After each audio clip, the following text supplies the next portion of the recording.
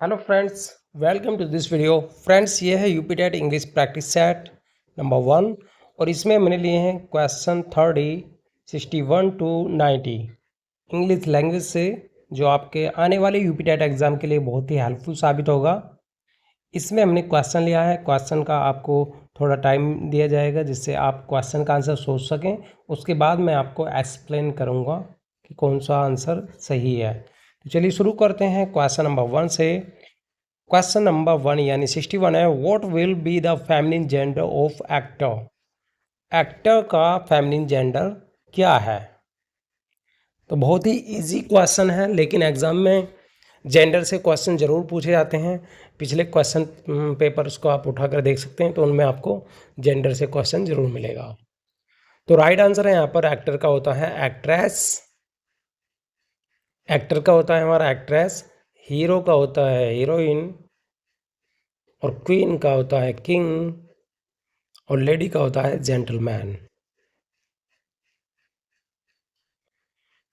Question number 62।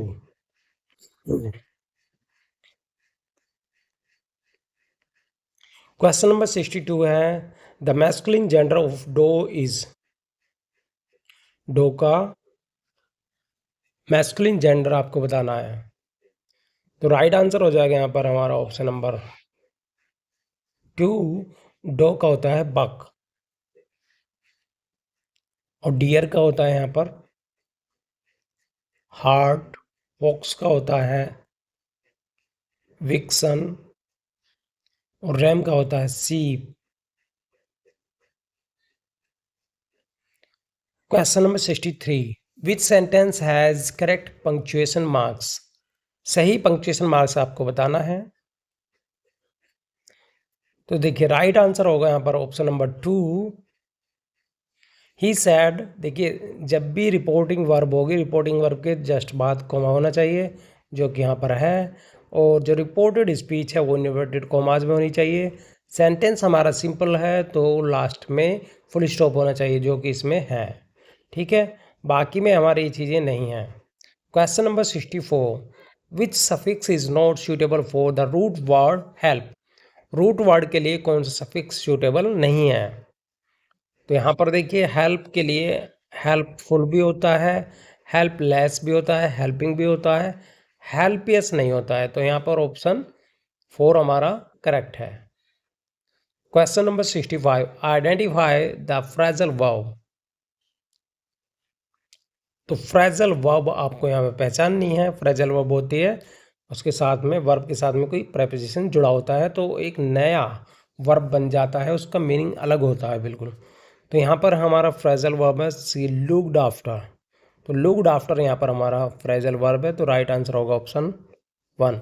Looked, देखो look means होता है देखना, दिखना, लेकिन लुक्ड आफ्टर का मतलब हो जाएगा देखभाल करना, यानी केयर।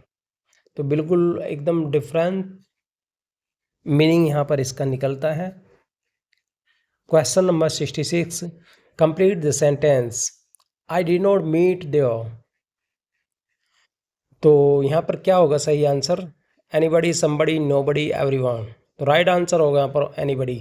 देखिए जब भी नोट आएगा तो नोट के साथ में हमें एनीबडी का हम यूज़ कर सकते हैं, सम का नहीं करते हैं।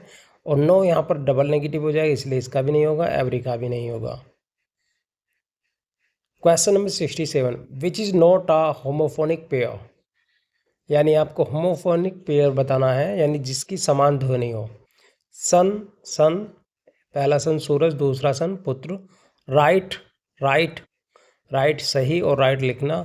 मीट और मीट मिलना, और मीट इन मीन्स मास।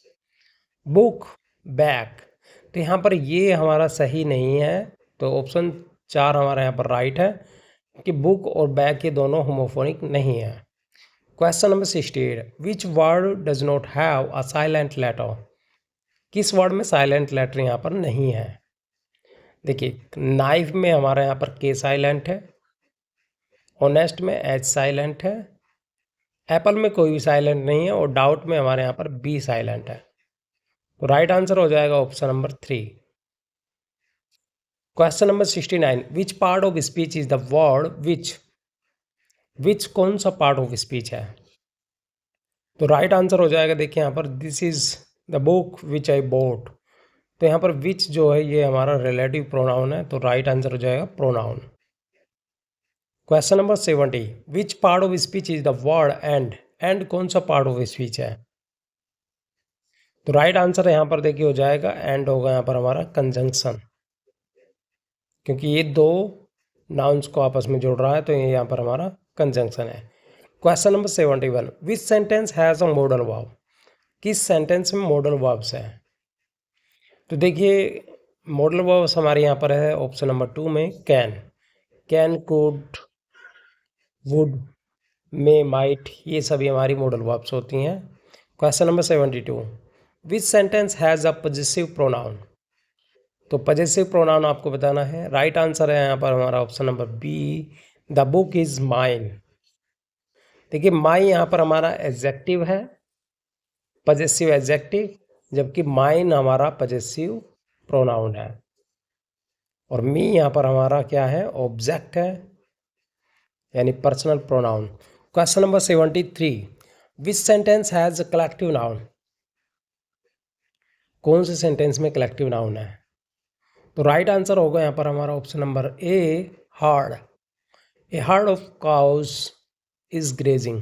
तो हार्ड जो वर्ड है ये हमारा कलेक्टिव नाउन में काउंट होता है, जैसे क्राउड, मॉब, टीम, ग्रुप, ये सभी कलेक्टिव नाउन में आते हैं। Question number 74, identify the sentence in passive voice. Passive voice वाला सेंटेंस आपको बताना है। देखिए पैसिव वॉइस सीधी सी सिंपल बात है, बी वर्ब प्लस वर्ब की थर्ड फॉर्म।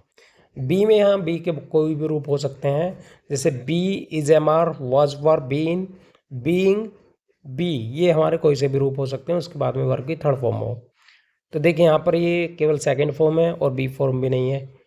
यहाँ पर देखिए राइट्स बी फॉर्म नहीं है और राइट में थर्ड फॉर्म भी नहीं है। रीडिंग थर्ड फॉर्म, इज यहाँ पर हमारी बी वर्ब है, लेकिन रीडिंग जो है यहाँ पर हमारी आईएनजी फॉर्म है। तो ऑप्शन 2 यहाँ पर हमारा राइट है, क्योंकि यहाँ पर देखिए वाज हो गया बी वर्ब, ठीक है, और रिटिन हो गया यहाँ पर हमारा वर्ब की थर्ड फॉर्म।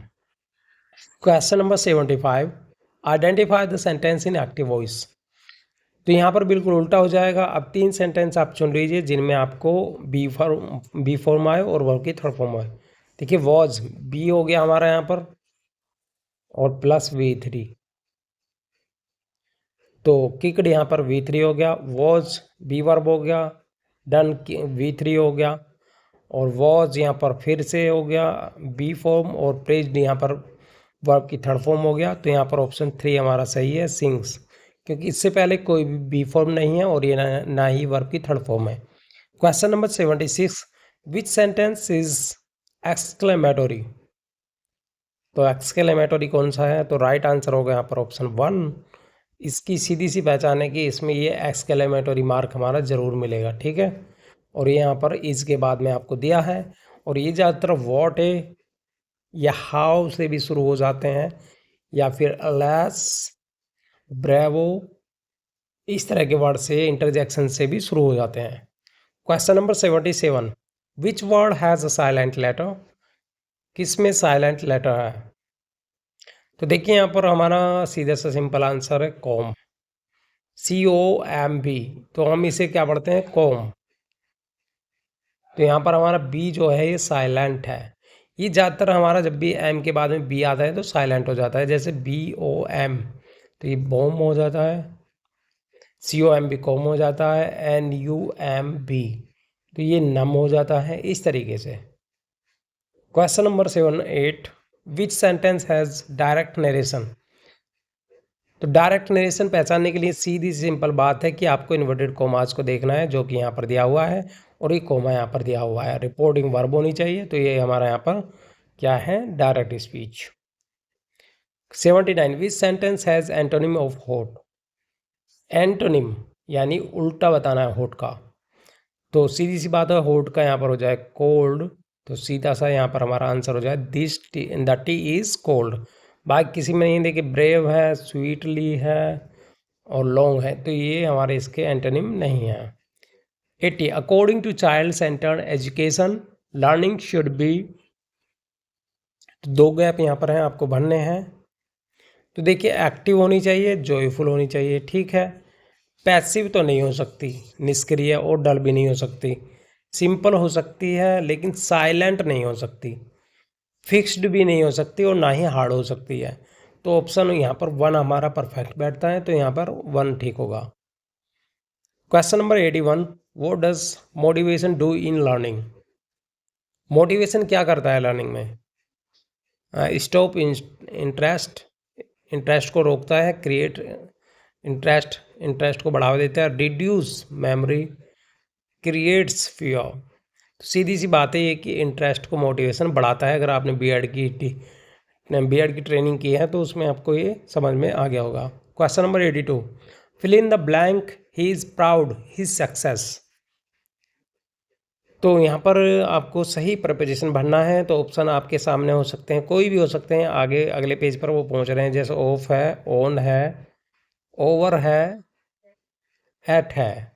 तो चुन लीजिए इनमें से ऑप्शन अगले उस पर पहुँचे हुए हैं। तो राइट आंसर यहाँ पर हो जाएगा हमारा of, he is proud of his success.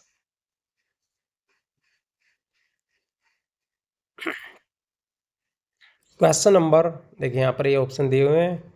Question number 83, what is the subject of the sentence? यानी जो सेंटेंस है इसका सब्जेक्ट क्या है?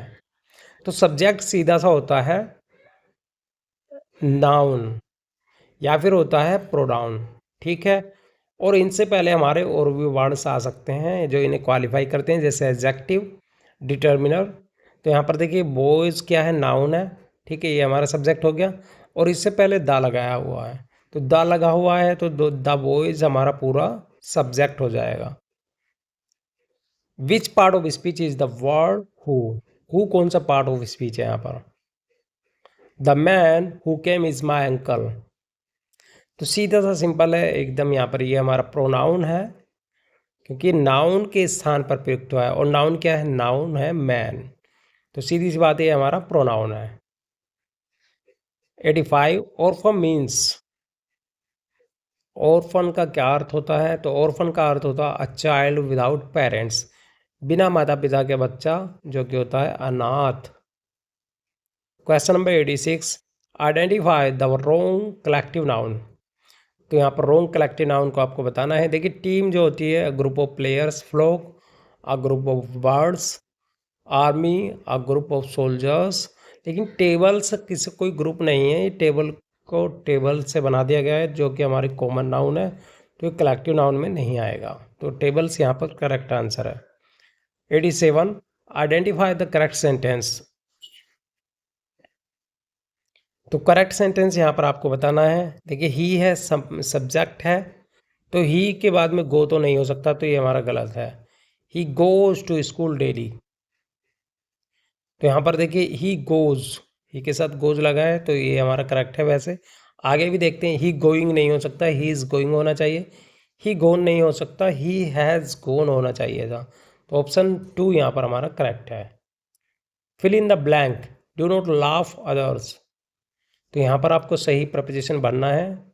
तो देखिए लाफ के बाद में हमेशा एट आता है, तो यहाँ पर लाफ एट होगा, do not laugh at others. Laugh at means हंसी उड़ाना। 89, choose the correct conjunction. He was tired, he continued working. वह थका हुआ था, उसने कार्य करना जारी रखा। तो सही कंजंक्शन यहाँ पर आपको जोड़ना है। तो देखिए वह थका हुआ था, दो ही कंटिन्यूड वर्किंग, फिर भी उसने कार्य करना जारी रखा, तो 2 ही यहाँ पर करेक्ट बैठेगा। 90, विच part of the sentence is predicate. कौन सा पार्ट प्रेडिकेट है? तो सेंटेंस है यहाँ पर the child are playing in the park. तो देखिए यहाँ पर सेंटेंस का सब्जेक्ट है द चिल्ड्रन, और फिर वर्ब से पूरा जो पार्ट बचता है वो है हमारा प्रेडिकेट, ठीक है। तो प्रेडिकेट है, तो यहाँ पर हमारा सही आंसर हो जाएगा option number 2, are playing in the park. तो ये वीडियो आपको कैसा लगा? वीडियो के नीचे कमेंट करें, फिर मिलेंगे नए वीडियो के साथ।